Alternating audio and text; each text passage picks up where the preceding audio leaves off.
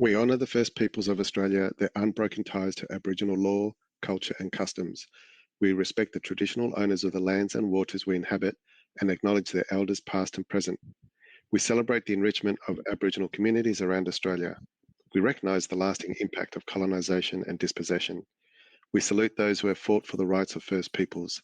Their legacy is our guiding light today and always. I can't take it anymore! Good afternoon, good evening, good day, and good morning, Blurtstars, wherever you are around the world. You are listening to the new Blurt. You absolutely are listening to the new Blurt. Hi, I'm Keely, aka the Kegster, coming to you from the traditional lands of the Wurundjeri people, part of the Kulin Nation. Sovereignty was never ceded. Always has been and always will be Aboriginal land. Before I go any further this evening, it's about 7 minutes past 8 on the 16th of June on a Tuesday. And if you are listening to this after that period of time, things may have changed. So just giving you that warning. On tonight, we've got a fantastic show. We have a special guest. Wil Stracke will be with us with her Strake Attack segment, as it says in our title. And there's lots of things to talk about. We're talking about the wage case that's just gone through, talking about is the Aussie Orange Turd going to be our next Prime Minister? Where's that sheep when you need it? I tell you, because that scares the bejesus out of me, I can tell you. And there is lots of things to talk about. So we're just going to kick off with, I've got some positive news to talk about. Got some really good news out of the UK. There's a fantastic website that I talk about each week in Blurt Around the World about positive news. And I've got another little segment from that tonight. I've got some news, kangaroo news. Apparently there's a kangaroo loose in Montreal, so I have a little bit of show and tell on that one. And Once is going to talk about the Socceroos win their first round in their FIFA World Cup, which was pretty damn awesome to see, I've got to tell you. Been watching those goals ad nauseum, it's got to be said, by, I can't pronounce, is it Ranatunga? I'm sure that Wency will tell me how to pronounce the two goal kickers' names, but and the goalkeeper too. What a incredible feat to beat the Turkish. But anyway, after that, we'll have Strake Attack with live chat with Wil, and we're really looking forward to that because she always adds a hell of a lot to a conversation. She's got some really good knowledge in this space, and it's always just good to know what Wil is thinking, because she normally is. If you get onto Wil's site on Instagram, you'll see that she posts often, and it's always about a sort of progressive idea or an injustice, etc., etc. So really looking forward to having a chat with Wil. Then after that, we're going to have Across the Dutch, which is a New Zealand segment. Is the beer industry in trouble in New Zealand? We'll have to find out. And what are braided rivers and how important are they to New Zealand? That is your show. And it's going to fly because it always does. And I need to introduce Wency.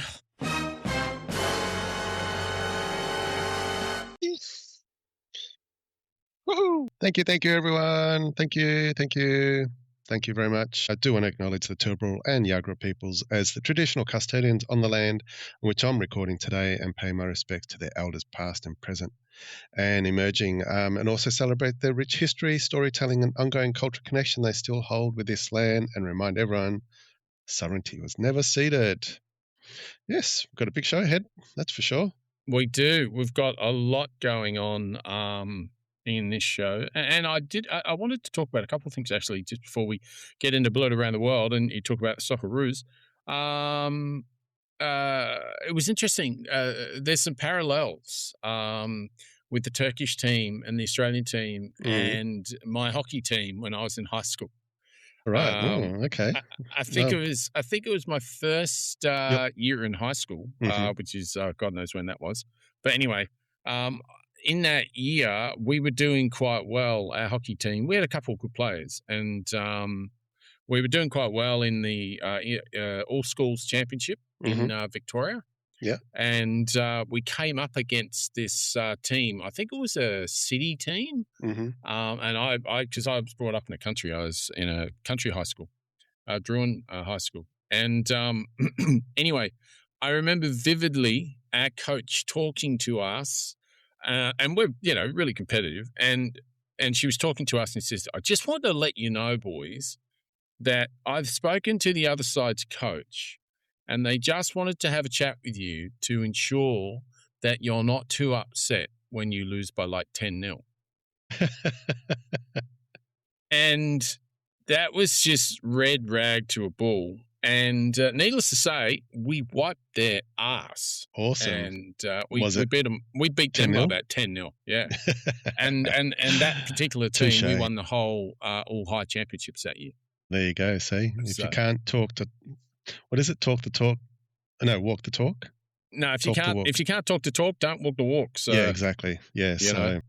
And they definitely couldn't. They could not back it up, and they were so demoralized.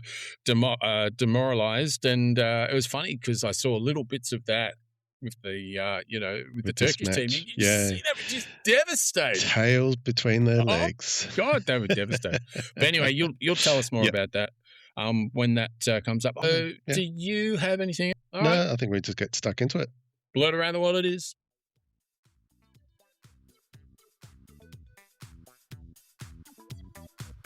Blurt around the world, around the world, around the world, around the world.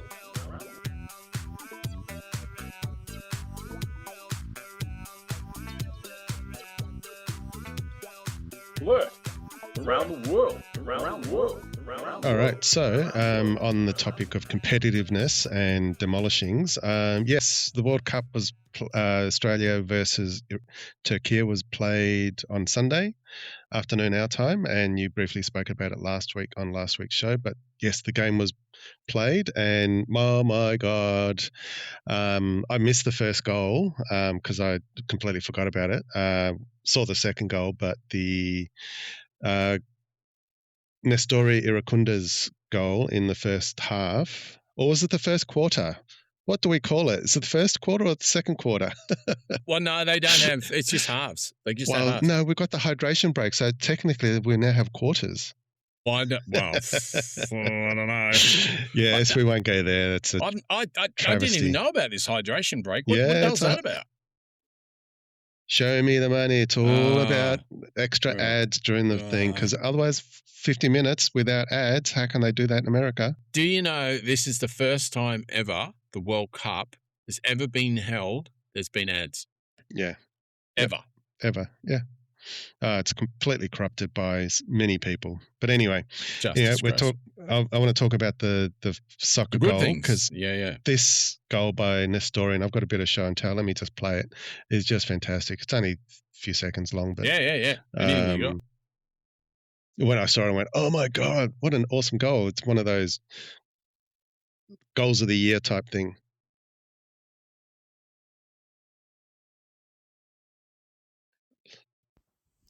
Hey Blurtstars, Kexter here, just letting you know, from the new Blurt obviously, just letting you know there's meant to be a video here, but it's a soundless video, so we're just omitting the video, but we're making sure the link is in the show notes to if you want to have a look at afterwards. So, on with the show. Video, and as you'd probably agree with me, is one of the best goals in the world, I reckon. Can't wait to see more. It was pretty damn amazing, that goal. Are First Nations peoples so insistent that the voice needs to be enshrined in the Constitution? Quick history lesson. Because of course none of Back in 1973, Conservatives always reach for exactly the same playbook whenever they want to propose any change, no matter how small. You take the voice. Now the voice will be... This is Wil Stracke's Strake Attack on the new Blurt. That is awesome.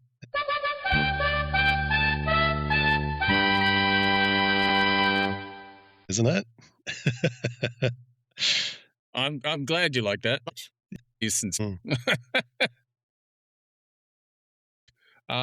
So thanks so much for joining us, Wil. You've been away a bit. You've been hiking. You've been around the world. You've been doing some amazing stuff.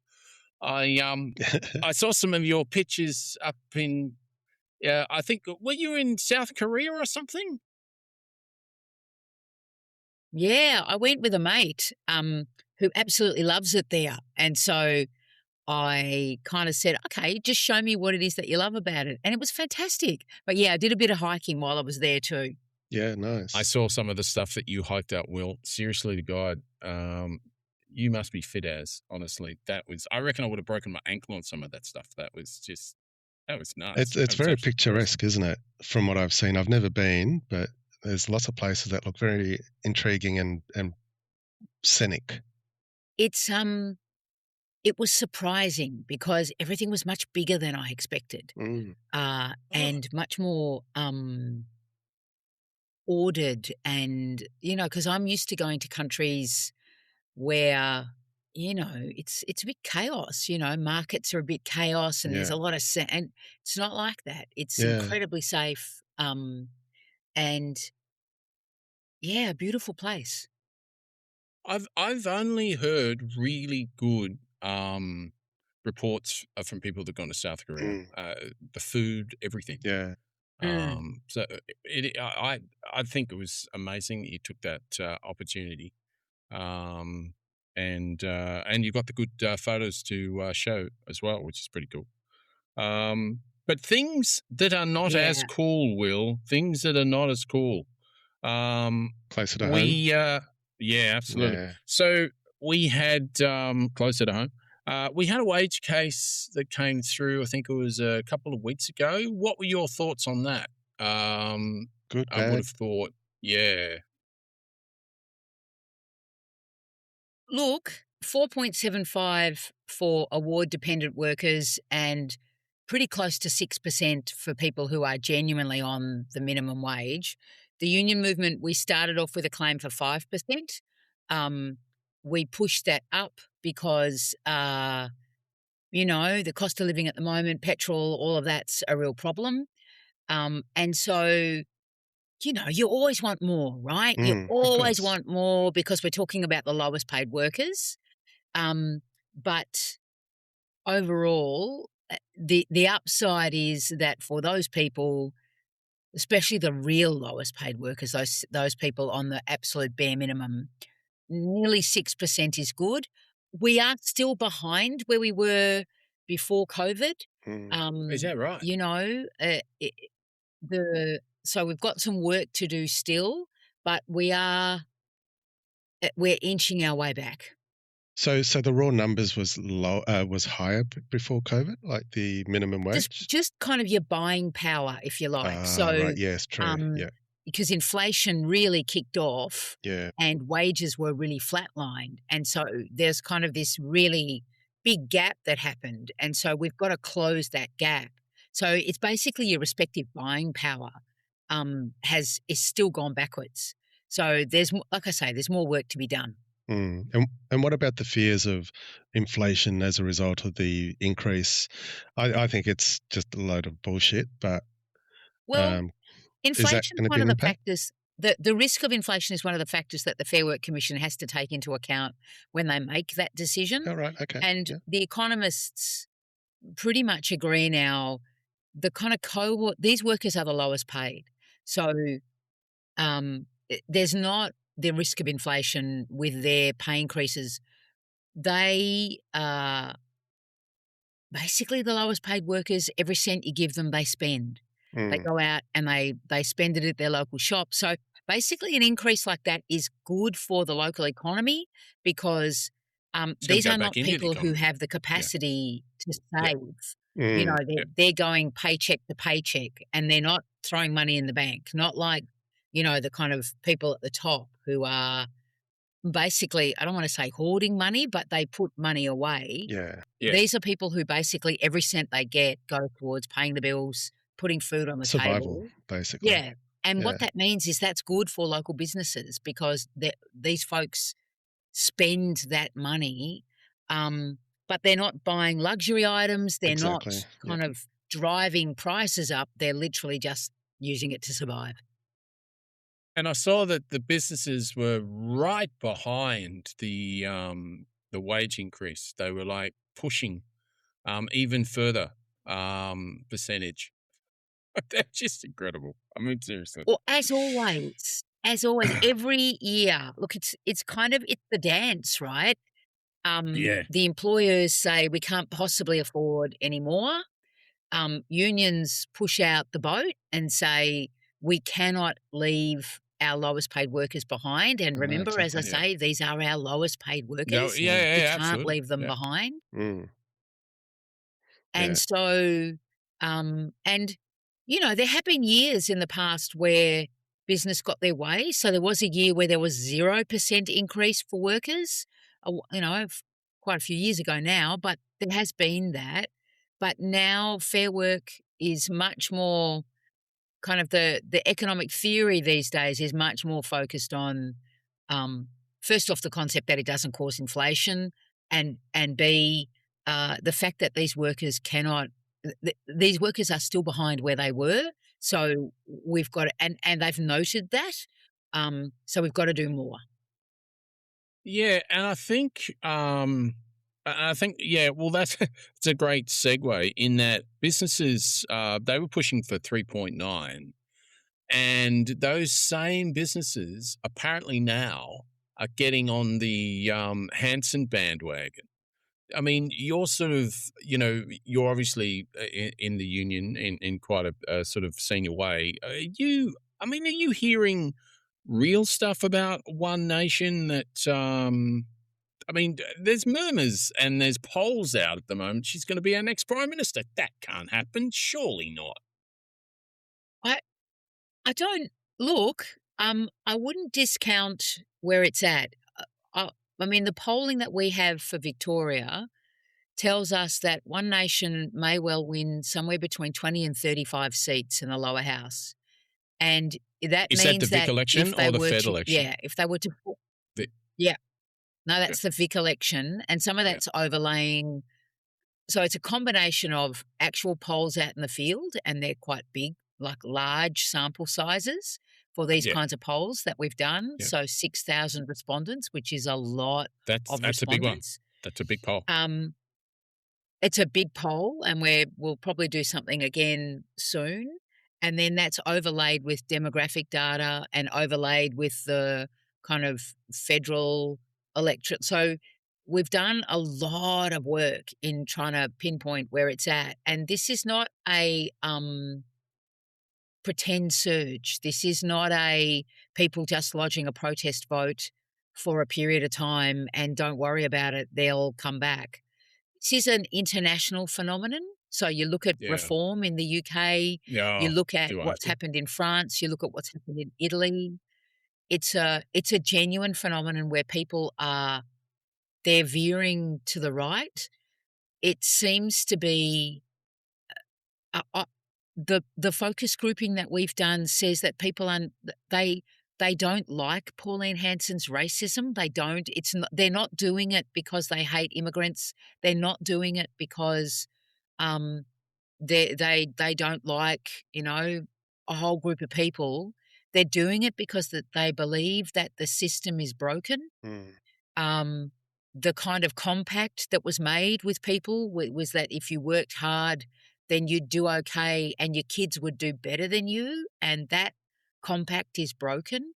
And people kind of have this view that says, well, the kind of mainstream parties have had their go at fixing this, and here we are. So we're now just going to be frank, fuck shit up because nothing else is working. Exactly right. Yeah.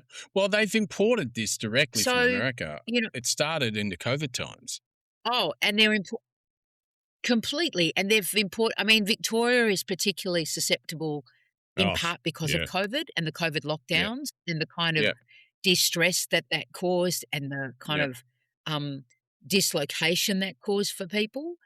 The other issue with Victoria, from my understanding, is that they still allow those micro parties to be formed. And I read the other day that there's some of these parties that are going to be registered as Free Palestine when in fact they're far right groups. And they're going to shift the votes to One Nation. Yeah, I think that's part of the danger, isn't it? Well, Yeah. they've certainly, at this point, I don't think any of them have been formally registered because the VEC has rules about registering parties that are misleading. So there's a question about whether or not that there's a few of those parties that are proposing to register, which are actually just far-right parties in disguise. Yeah. The question is always whether people follow the how to votes because they really funnel those votes with the group tickets, etc. So these are all risks. We figure our job in the union movement is to talk to union members about what these risks are, to talk to them about what solidarity means and the fact that One Nation says one thing but does completely the opposite. You know, Pauline One Hanson Nation's has consistently voted against. Exactly right. They've voted against penalty Every rates. single They've pay voted rise. against pay increases for low-paid workers. They've voted consistently. They've voted, they describe young workers as lazy. They describe Australian workers as lazy. Like the things that people believe that they are is not what they have done. So they present as the party for the battler. But in fact, we would say, based on our calculations, that if you're a battler, if you're reliant on things like penalty rates, if you're struggling to get by, One Nation's the way One Nation votes would actually send you backwards. Yeah, absolutely. It'd be the worst party for you to go to, no doubt about it. It's terrible. But at the same time, progressive parties need to do more to give people a sense that they're gonna make life better because right now they're struggling, and some of there's an international war that's driven up the price of oil and there's nothing that, governments here can do about that. And it doesn't really matter which of the major parties is in power. We think, our assessment is it's not anti-Labor, it's anti all of those parties. It's anti-establishment. Yeah, that's what it is. Major groups. It's anti-establishment. It's very much anti-establishment, and it's anti the system. The system isn't working, and so people are saying, well, if the system's not working, the people who are working in the system aren't doing enough. So we're gonna vote for the people who say that they're outside the system. Of course, One Nation isn't outside the system. Pauline Hanson hangs out with billionaires. Yeah. Those billionaires don't want what's best for community. They don't want what's best for the average punter. They don't want what's best for low-paid workers and people who are struggling. They do not give a flying fuck about those people. Exactly. And that's who Pauline Hanson's hanging out with. Yeah. Yeah. But she presents as if she speaks for the battler. Yeah. So why aren't people gravitating towards parties like the Greens or more of the independents? Even though the independents won a slew of seats at the last federal, why aren't they getting more momentum as a result? Well, first off, to run as an independent, the independents who've been elected are from a certain demographic. Correct. They're a demographic that can afford to take 6 months off work to go and campaign. They are a demographic that they all look and sound. I mean, I don't want to, sometimes people say to me, Wil, why don't you run for politics? And what I say to them is, another white middle-class woman isn't what we need in politics. We need a lot more diversity than that because I'm already represented by quite a few, demographic is pretty solid, right? Yeah. And the Teals are kind of the same, right? They are very much that demographic. So they're not running out in the outer suburbs. They're not running because they don't live there. They live in the inner suburbs in very nice houses. And they have jobs that mean they can take that time off. So independents, and don't get me wrong, independents have done well. Like if you look at the Farah by-election, it was between One Nation and an independent. So they will run. And that independent is not quite as independent as you think either. i.e. that independent. No, I mean they are, but She wasn't. Yeah, they're not bound in by party policy. No. That always worries me slightly, but I understand why people vote for them in what I would describe generally in the kind of more affluent areas. The Greens, no doubt. I think, are no longer identified as a party of protest. So they've been around for such a long time that they're not identified as a party that's going to fuck shit up, which is the vibe that people want, right? Yeah. And so people are gravitating towards someone that they think is an outsider because there's no real history of One Nation having power to do anything. So they haven't done anything that disillusions people, whereas, the other parties have. So people will gravitate to a whole lot of micro party, like the other vote for all of those parties has increased. You think about the primary vote for Labor last election, winning an election off the primary that they had. So people will vote for those other parties. But I think they like Pauline Hanson, because they say she's consistent. She's been consistent. Consistently bad. Yeah. Yes. Like she's consistently voted against the interests of working people. Consistently full of shit. It's a bit like when John Howard was in power. Yeah. And people would say, I don't like him, but I know what he stands for. Yeah. Yeah, that's right. Age old argument, isn't it? There's some of that. Right. It's funny, you're talking about Howard, actually. I was listening to a podcast today. It had Tony Abbott on it, and there was certain things I was listening to Tony talk about, and he was talking about the history, and he was talking about Indigenous history, and he was actually talking about his book, and there was another guy as well talking about his book, and he was sort of more on the progressive side of Indigenous history. Well, not just Indigenous history, but history in general of Australia. And I sort of found myself for 2 seconds sort of gravitating, not towards Tony so much, but just not hating him as much for a certain period of time. But then he said a few more things, and then he just like confirmed how much I hated him again. And then I read something just recently regarding the Strake Attack, and he said, "Oh, we should be culling those sharks as soon as they attack someone." I'm like, "Yep, no, I hate you again. No, definitely." Now, hate you again. Look, I remember going to the old Parliament House, and they have that display about the dismissal. And there was this moment where they recorded Malcolm Fraser, and he says, a government shouldn't go outside of Parliament to get money. And I had that moment of going, the worst person in the horror that the worst person in the world said something that you actually agree with is real. Yes. But then I remembered that the reason why they had to go outside was because Malcolm Fraser refused to follow parliamentary convention and pass the budget, right? That's right. Exactly right. I get why they did it. But on the other hand, I did have that moment of going, I kind of agree with that. Yeah. Yes. Which is terrible. And then you look at where Malcolm Fraser was towards the end, and you're like, well, you know what?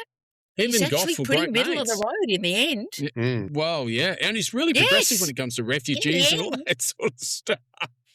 You're just like, it's he crazy. did amazing things and welcomed Vietnamese, all this stuff now that they talk about. Everyone's talking about the right kind of the right kind of migrant and the wrong kind of migrant, right? And migrants today are apparently the wrong kind of migrants. And the migrants in the past were the right kind of migrants. And I'm like, I remember when the Vietnamese arrived and people said terrible things about them. They certainly did. And we forget so easily how we've never thought that the most recently arrived group of migrants was the right kind of migrant. They've never been welcomed with open arms, but they've always contributed amazingly to our community and our society. I agree with you 100%, and I find it interesting because it's always like the latest or the sort of the last migrants, that there's quite a few of those that are actually following Hanson. And I'm like, dude, if it was only, I don't know, 50 years ago, she would have been saying that we were getting swamped with freaking Italians. You know, you don't, it's like, I don't know how you don't get it. It's like they actually tried to host something in my suburb, and my suburb protested so much that they had to cancel it. You might have saw it in The Age, actually. Yeah, the one in Mooney Ponds, is that the one? Yeah, the one in Mooney Ponds. Yeah. Yeah. They had a big protest. There wasn't any violence of any kind. It was bullshit. So,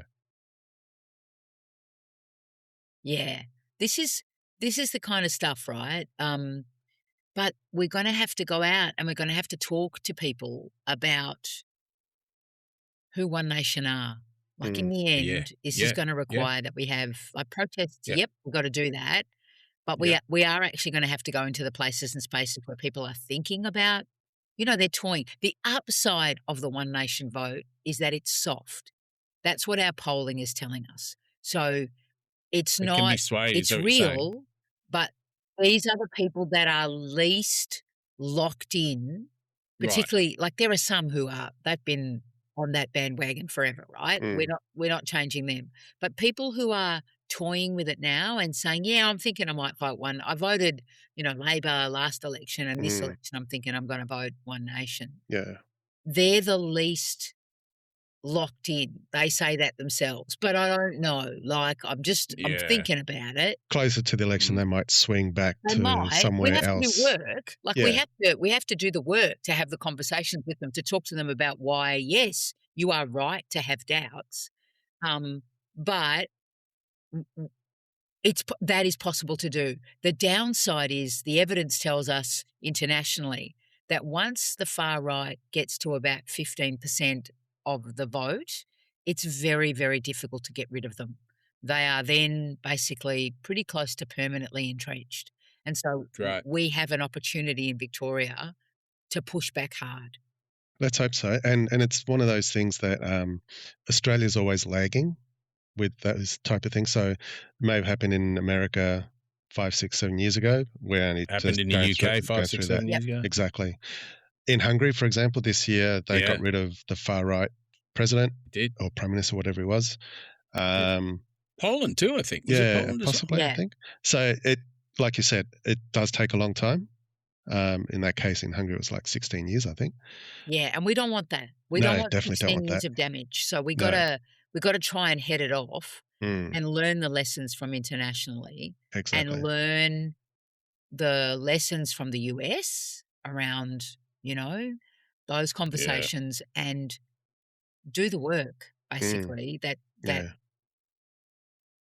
talks to people about why One Nation isn't good for them. Like it's not just bad in theory. It's not just bad for migrants. It's not just bad for other trans people. It's not just bad for those groups. Actually, One Nation is good for no one. Do you? Well, look, we're going to let you go, but just before you do, we've got a few other things here, but we've got the rest of the show and you've got the rest of your night.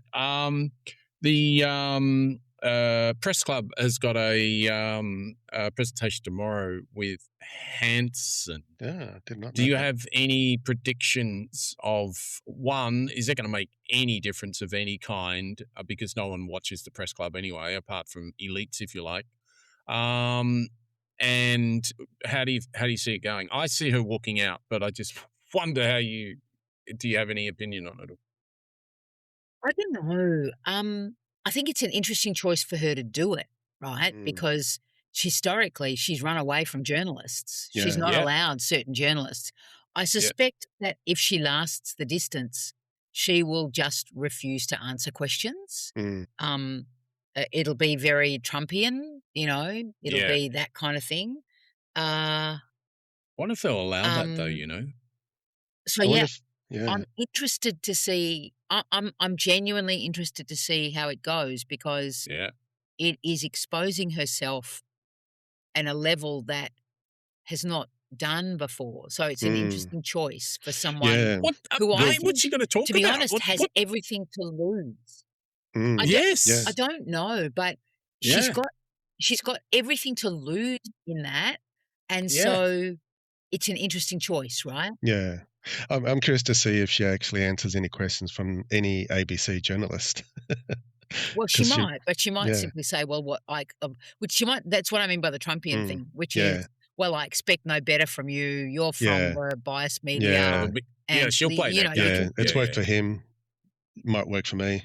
Yeah, completely. Yeah. Completely. Yeah. Different country. It's going to be interesting. Yeah. It's I'm going to gonna be have to interesting. watch that one. Have to look at that one. We'll have to look at that. Yeah. Look, we were going to touch on immigration and housing crisis and all the rest of the stuff, but we just don't have enough time to get it all in. But that means that we can talk to you again when you come back next time, which we look forward to already. So thanks you so much for Thanks, your time, Will.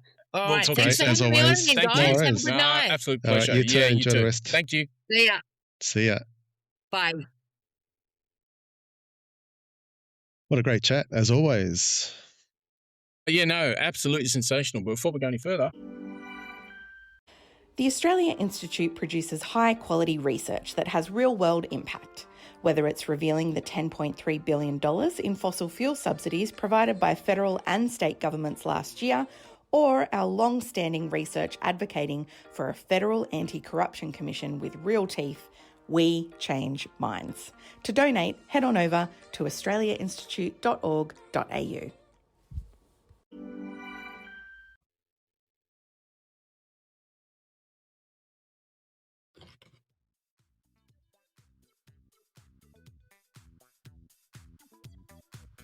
Blurt.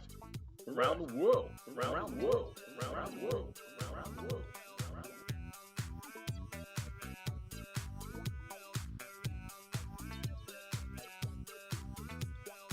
Blurt. Around the world. Around the world. Around the world. Around the world.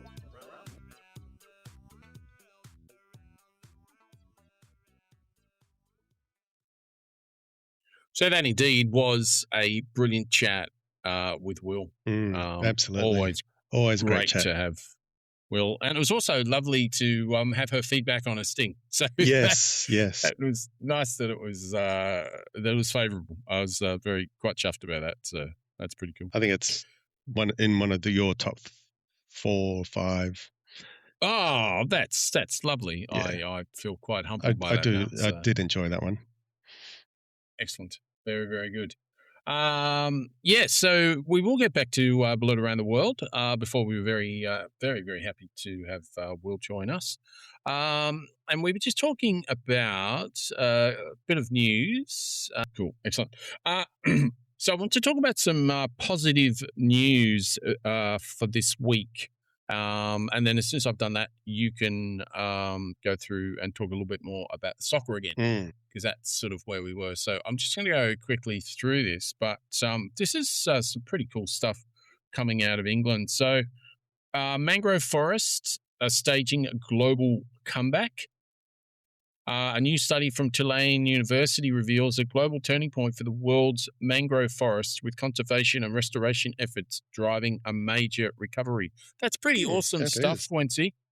Over the last 16 years, mangrove gains have outpaced their losses. This remarkable resilience means that 1% of a net decline in total mangrove over the last 40 years. And the thing about that, and the importance about that is that the biodiversity from mangrove forests is just vital. Yeah, it is, isn't it? Is that globally with the mangroves? Yes, that's globally. it's So amazing. that is really fantastic stuff. Now, what would that be? Is that because of the warming of the planet that they're resurging in the mangroves? Because most of them are in tropical areas, aren't they? Yeah, but I think it's because of the conservation and the restoration. Conservation. Okay. It's the restoration efforts that are driving the recovery, which is pretty cool. Yeah. So that was that. And then also another really cool thing as well is that a France-sized marine reserve has been created in French Polynesia. So they've established a massive new marine reserve spanning 200,000 square miles around the biologically rich Austral and Marquises Island. Now, that means it's 350,000 square Ks. That sounds big. And it is big. It's a France size. Wow. It's the size of France. So that's a sizable Quite piece of sizable, land, isn't it? So it's got strict protections. Industrial fishing, trawling, mining is strictly prohibited to safeguard critical habitats for endangered whales, Mm-hmm. sea turtles, sharks, unique local species like the Marquesan domino damselfish. Nice. And the cultural preservation is while large-scale industries are banned, local artisanal fishing is preserved to protect the community's food security and the cultural heritage. So that's fantastic that they've taken the cultural preservation. Yeah. And what into island is this? consideration. Or what? Sorry? What area is this? What French Polynesia. French Polynesia. Is that Tahiti? Around there? Do you know what? I think it is. That could be homework, though. Yeah. Got a feeling it is. Just quickly checking Bora Bora. I think, Where's I think Bora you're right. Bora? Oh, Bora Bora. That used to be an island that, because the Richies used to say I'm going to Bora Bora for a holiday or whatever. So it sounds a bit hoity. It does, doesn't it? Yes. Okay, yeah, I'm just looking at Google Map, but yeah, it's out in the Pacific, right in the middle of the Pacific. Yeah, 350,000 square, the size of France. That's amazing. That's awesome. That's great news. Well done. Well done, everyone involved. That is just fantastic stuff. More of that, please. Absolutely. And that's exactly the reason that I go to this positive news site, because it makes me feel good before I go to bed. Yes. That's what we need. Yes. And after you tell us about these goals, and hopefully we get to see them. Yes. Let's see how we go. That's how we go. Yeah, so, the World Cup, Nestori Iracunda scored the first goal in the first half, which is made up of 2 quarters now in this World Cup. Ridiculous it is. So they can get the ads in. Yeah, exactly right. I'm going to play this clip where he scores the goal. I think it's one of the best goals I've ever seen. Let's hope it plays this time, because it was... It'd be nice, wouldn't it? If not, we'll put it in afterwards. Here we go.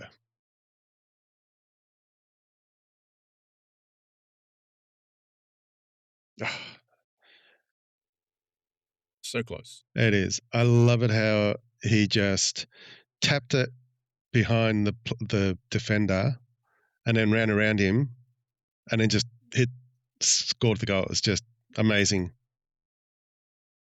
The Australian squad, the Socceroos, is made up by many refugees, including Nestori Iracunda, who scored the goal. There's Mohamed Toure, Awe Mabel, Milos Degenec.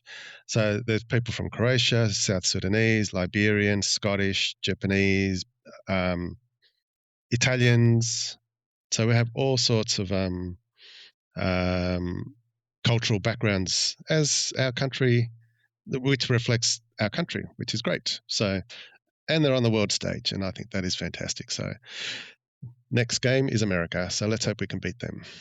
Yes, that'll be a massive grudge match, my man. Yeah, that's just looking going forward to to be a that huge grudge match. Although I don't know if I'll get up at 5 a.m. for that match. No, I'm not sure either, my friend. I'm not sure either. But yep, that's me.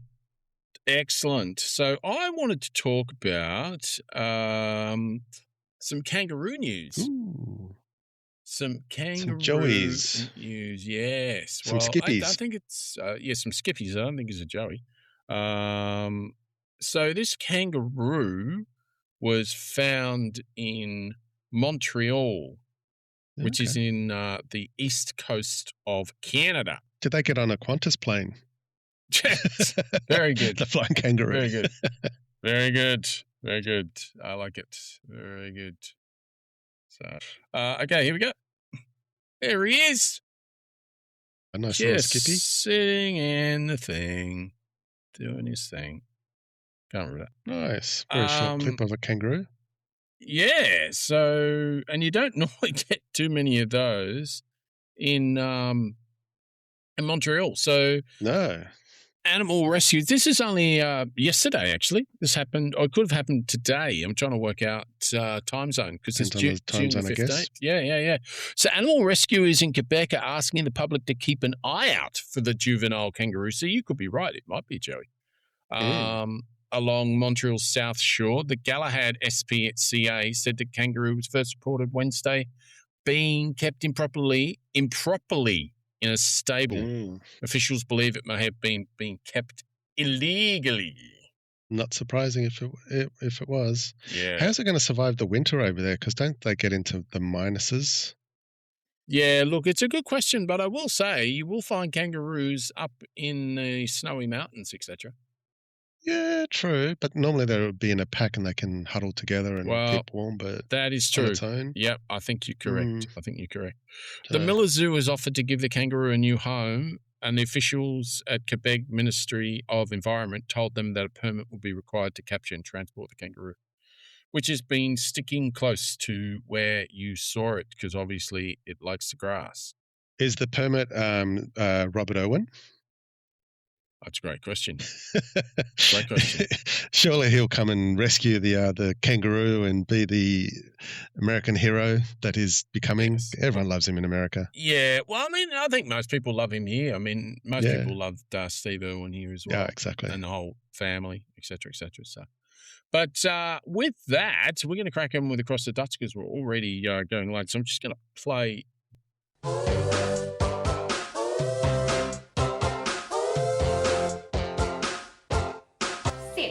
Opportunity to smoke marijuana. Janitor, speed bump, ute. Like, stop stealing my chips, you scared. Yo, Wolf. Wincy and the Kickster on Across the Dutch on New Zealand. You'd be landing. All yours, buddy. Alrighty. One of my favourite segments on this show is Beer Education, and beer is in strife in Australia and even in New Zealand. But this segment's about New Zealand, but it has parallels to Australia. Yes. Craft beer had its heyday 10, 15 years ago. It had massive increase in popularity and things like that. Across the world, I think America, Canada, I don't know how they're faring in the Northern Hemisphere, but here, at least New Zealand and Australia, they're struggling a bit. So in New Zealand, they're closing some breweries, but some of the unknown things, something that I wasn't aware of, is that the kegs that the beers are stored in, there's only two companies in both countries that Kegstar, that not you, but otherwise I'd be angry at you if it was you. It's Kegstar, Kegstar, and Konvoy with a K. So what they do is just can't spell, can they? No, exactly. So breweries, what they do traditionally in the past, what they were doing was they'd have their own kegs that they would then fill with their beers, send off to wherever they'd been sold to, restaurants, pubs, or wherever. But then they wouldn't get those kegs back in time for their next batch. And so Kegstar and Konvoy have a leasing arrangement. So they lease those kegs. So as the craft breweries require more kegs, they just say, all right, I need these kegs. They get it so they can constantly supply their customers with their kegs of beer. So Konvoy, unfortunately, went into liquidation recently. That's funny, you're talking about beer and they went into liquidation. Yeah. Buruntish. Yes. Kegstar tried hard to acquire Konvoy's stock and assets, but was denied by the ACCC in Australia as well as the equivalent in New Zealand. Why? Because it will create a monopoly. Yeah, but the other one's gone down. I mean, so they're in liquidation. They're still running though, so they're still trying to find some sort of buyer. So do you have a spare few $100 million that we can go in together and buy Konvoy? No, sorry. Damn it. I even looked under the couch as well. Yeah, I can't see it under the couch either. So it's still an issue, and obviously the craft beer industry has suffered most compared to your big conglomerates with COVID. Also a CO2 shortage. So CO2 is needed to carbonate. and there's been a shortage over the last 6 to 18 months across the world. Well, don't we just need to get like thousands of people to go to their store and just breathe out for hours? Shouldn't that do it? I mean, seriously. You would think, just blow into this bubble. It's just it. get the cops. Get the cops stopping everyone. That's right. This isn't a random breath test. This is for your beers. Exactly right. Exactly right. Yeah. Yeah, and the war in Iran isn't helping because ammonia production, which you get as offshoot from fertilizer production and things like that. Yeah. So things like that, and ethanol is another source of CO2. So because that's all in decline for environmental reasons or wars or financial reasons. I was going to say that they're going to have to find a better way of doing it because ammonia and chemicals and shit like that definitely is not the way for the future. So no, they're going to have to find alternatives for that regardless. Oh, for sure. So it's a bit dire in both countries for the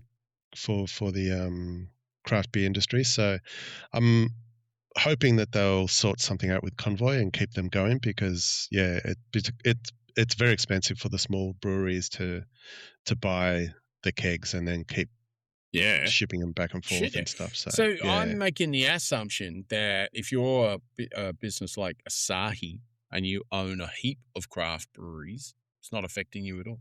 No, because they'll have their own rotation of kegs because they can afford to buy the kegs and clean them and refill them and ship them and all that. They're just going to put all the other craft breweries out of business, which is bad because they're the ones that we want to go to.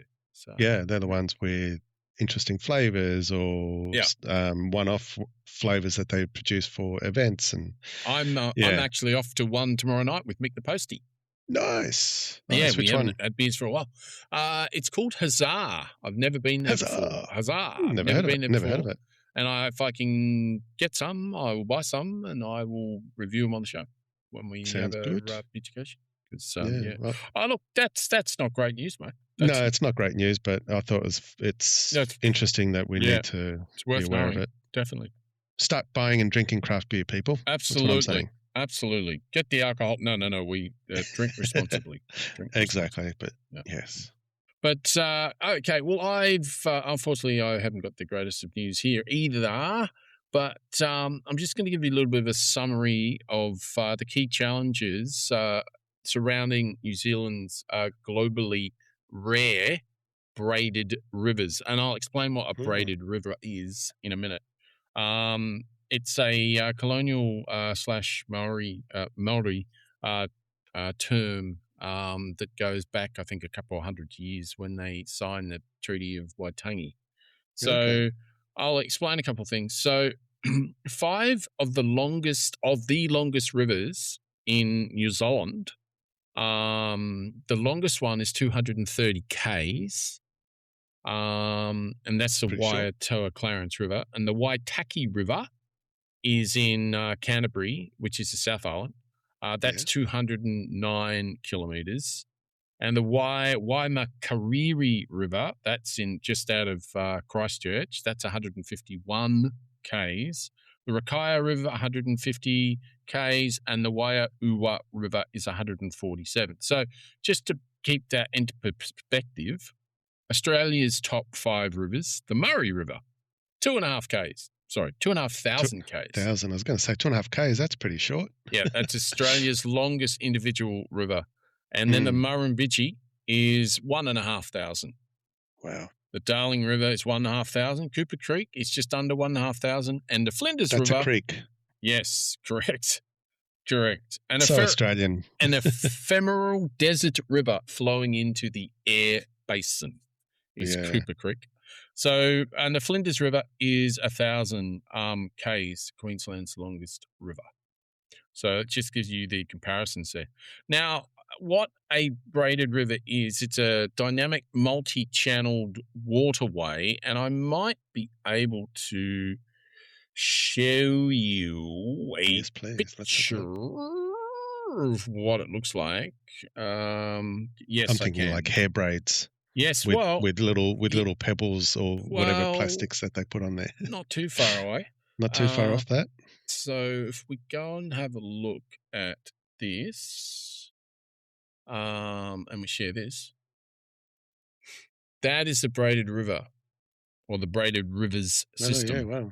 And they're called braided rivers, and you can tell why, because they look like they braid into each other. That's obviously a drone view, but it's pretty amazing, and it's pretty rare for it to look like that in the world. That's why it's so important that we're talking about what we're talking about at the moment. So, as I said, it's a rare natural wonder under threat. So it's 150 of these, and they've got dynamic multi-channel waterways that we just saw. And if you're not watching this, then you're listening to this on YouTube. I'm listening to this on the pod. We'll definitely make sure that the pictures link will be in the show notes as always. And everything that you've listened to tonight, if you were on the pod, we'll make sure it's in the show notes. So anyway, so as I said, the rivers weave and they carry alpine gravel. And over 60% are in the Canterbury region. That's what I was talking about before. So many of them in the Canterbury region, making them an iconic part of the South Island landscape. They are really, really different. The rivers are just. It sounds weird, but they're a stark difference to any river that you've seen here. If you go there, you'll see the base of the river is just all gravel. It's just all rocks because it's all coming down from the Alpine. Yeah, so that's interesting. because it's only a small country, but they've got these massive mountains everywhere in the small country. So the water's rougher, and that's why they go bigger. Well, you get the gravel. They have some real danger spots there because what happens, especially in winter times, when some of those rivers rise, they've still got the really, really old bridges from yesteryear, and some of them are like one-car bridges. And so what happens is one car or a whole bunch of cars have to wait one end, and they have to wait for the other cars to go across the bridge. Right. And then they wait, and then they go, and they have this system. Wow. And what happens is they get tourists who don't know the system, think they know what they're doing, drive far too fast, don't follow the rules, and then end up in a river and die. Oh shit! All right, I'll stop laughing. No, it actually happened when we were there a few years ago. There was because we had friends of ours couldn't get to where we were, and the reason they couldn't get is because there was a massive accident. These people that wrapped their car around a tree that was in the river, and it just all floated down the river because it's so fast. So yeah, they're really, really dangerous. So, but they're really, really important as well. So anyway, for over a century, communities have engineered these, narrowing the flow through stop banks and gravel extraction and exotic tree planting. So I was talking about Canterbury's rivers have been narrowed by an average of 50% and up to 90% in some areas. And this is the bad one. This is the thing that is really making a difference in a bad way. Agricultural encroachment. So landowners can legally claim that the farm valuable land left behind when a river naturally retreats. And when the river tries to shift back, the artificial barriers are erected to block it, further constraining the waterway. So the farmers are actually controlling the rivers rather than letting just the rivers do what they need to do. And unfortunately, it's legal. Because it's sad. Yeah, it is sad. So they're basically removing the braids. So they're controlling it in such a way that there's less braids. But wouldn't that also cause flooding on their reclaimed land, whatever? I think it can from time to time. Yeah, definitely. Definitely. It's pretty bad either way. But yeah, it's definitely bad what they're doing. Yeah. And the other thing is the heavy management of the rivers have sparked severe environmental consequences as well. So as you can imagine, the fish populations is plummeting. We saw all those dead fish in the Murray River. This is a similar type thing like a few years ago in the Murray River with the contract that they've got with South Australia and Victoria and Queensland, whatever. That's right, yeah. All those fish died, and the reason the fish died is because the farmers were taking too much water from the Murray River, and the Liberal government allowed them to do that with water buybacks and all this sort of bullshit. Yeah. And all they're doing is destroying the environment and destroying because the flow changes and the aeration, the oxygen and everything else. Yeah, Yeah, absolutely. And that's why the fish get died. screwed up. So Yeah. this is exactly the same issue here. So in the Rakaia River, and I know where that is, the salmon counts dropped from 20,096 to just 608. Ooh, that's almost extinction. In 24-25 season. Wow. That's That's horrible at all. So native species like the Stokel smelt are now nationally critical. I know when I went there years ago, you weren't allowed to fish in a lot of their rivers. You were only allowed to fly fish. Okay, I wonder what the difference is. Massive difference. Fly Is it? fishing, you'll catch way less because there's Okay. a lot more skill in it. You got to like flick the fly on the top of the river, and you got to wade. You got to, if your waders on, you got to just stand there and Right. et cetera, et cetera. I mean, if you're good at it, obviously you can probably catch a few, et cetera. But it's a lot different to having like a proper bait on a weighted right. line that is at the same level the fish are going to be at. Do you know what I mean? Yeah. So okay, true. there's a lot more skill in well, I think there is anyway, in fly fishing, and that's been like that in New Zealand for quite a long time. But pollution, water quality, Canterbury lakes and rivers were deemed unsafe for swimming in 2025. I noticed that last time I was there. Yeah, Ness has said to me that's how she grew up, swimming in those things all the time. They were always swimming in those rivers, and now you can't do it due to E. coli and pathogens. Yeah, and that's because of all the animal stuff and all the agricultural runoff, et cetera, et cetera, et cetera.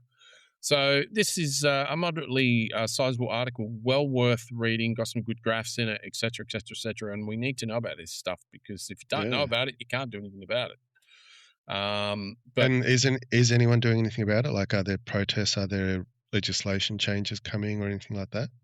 So scientists and river advocates are arguing the current trajectory is setting communities up for disaster. Experts are calling for a shift towards managed retreat and legal think of agricultural encroachment.